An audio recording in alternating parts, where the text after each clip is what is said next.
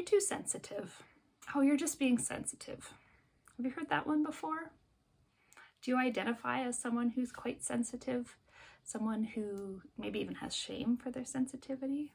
I know I've felt that way many, many times, and often when I'm not in a great place, it creeps back up again, but it's something I've really worked hard to embrace. Call it empathetic, call it highly sensitive person, call it what you like, but there are a lot of us out there, particularly in the helping fields, hey OTs, I'm talking to you, who feel a lot. We just feel big. We think deeply, we think creatively, and we feel deeply. And this is what makes us really good at what we do, but often it also is where we hurt the most. If this is something you relate to, I'd love it if you'd put a small comment, just even like a dot or a heart or something in the comment box. I know we don't usually like to scream too loudly when we're quite sensitive, but I'd love to hear from you. Maybe you could make others feel a little bit less alone by doing so. So I don't really have a script. With a lot of my YouTube videos, I outline a script so that I can stay efficient with my words and on track. So here I am, Saturday morning in my pajamas.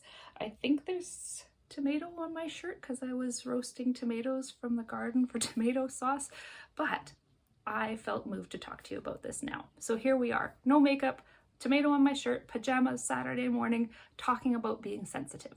This is a brave act for me.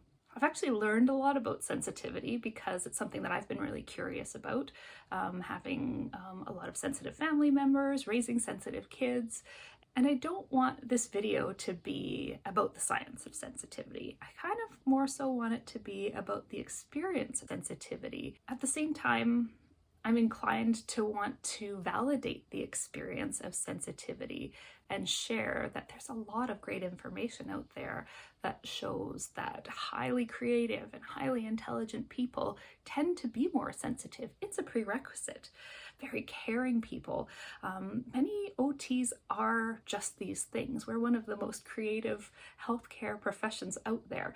So we have to be creative, we have to be smart. It wasn't easy to get into OT and persist through a couple of degrees to become an OT. So there's that creativity, there's that intelligence, and then there's that sensitivity. We don't go into helping professions without that sense of empathy. All of these things make us really sensitive, which is a superpower. And like I said in the beginning, it can also be our greatest source of pain.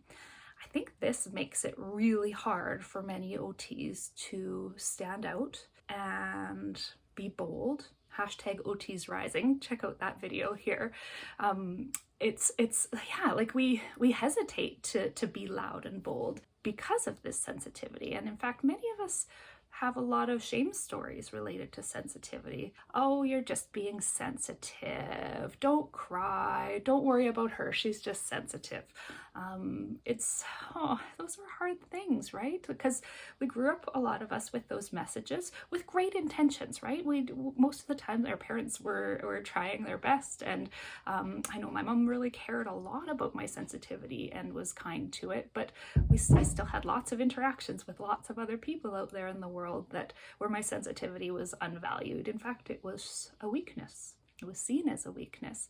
And so those messages, even though we come to a place of knowing better, they don't just go away, right? And when we get in a bit of a shame spiral or get into a spot where we're just not feeling resilient, we're feeling low because we're tired, because we've done something brave, because we're stressed, because we're challenged, because we've been living through a pandemic, those sensitivities kind of come up, and those inner messages from our history kind of, you're too sensitive, you're weak, you shouldn't feel this way, you're feeling too much, you're overreacting. All of those messages tend to come up when we're not at our most resilient.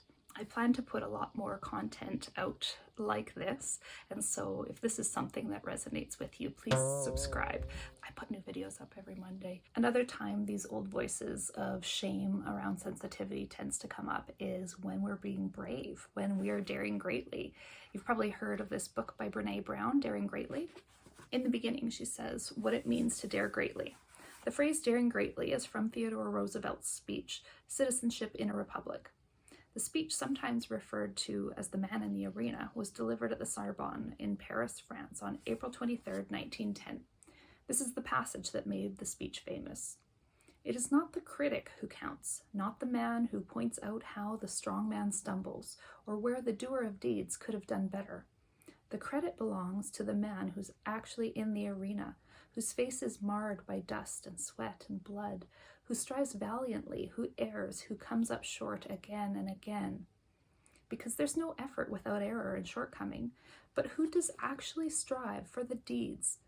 Who knows great enthusiasms and great devotions, who spends himself in a worthy cause, who at the best knows in the end of triumph, of high achievement, and who at the worst, if he fails, at least fails while daring greatly.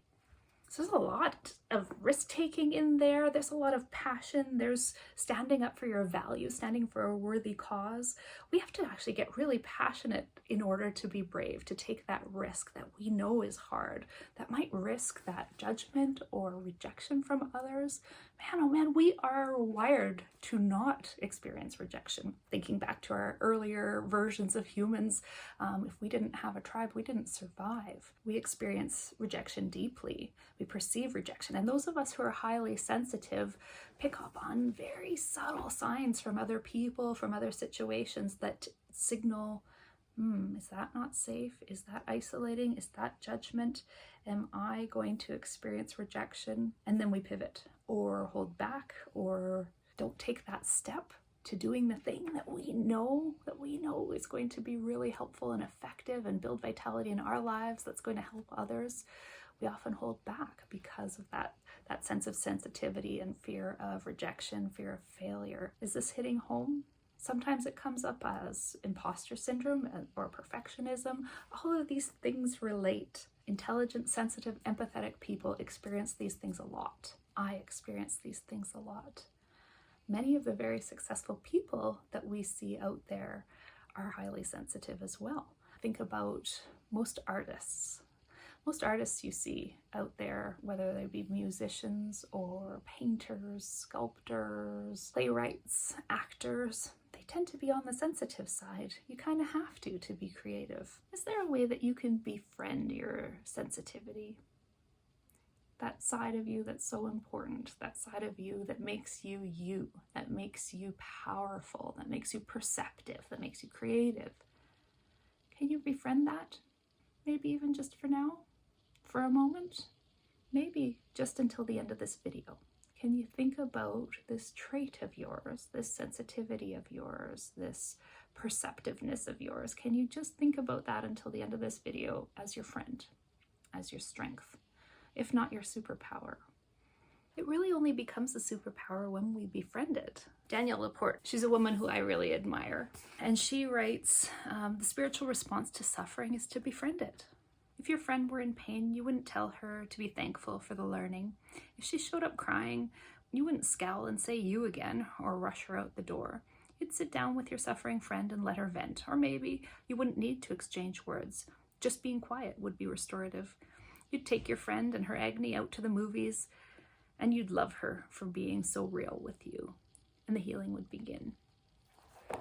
So if we can take our sensitivity and befriend it, if we can take those shameful messages that come up when our sensitivity shows up, too sensitive, I shouldn't feel this way, those types of things, and recognize that those aren't the things that a friend says to us, but they're part of an old narrative that no longer serves us.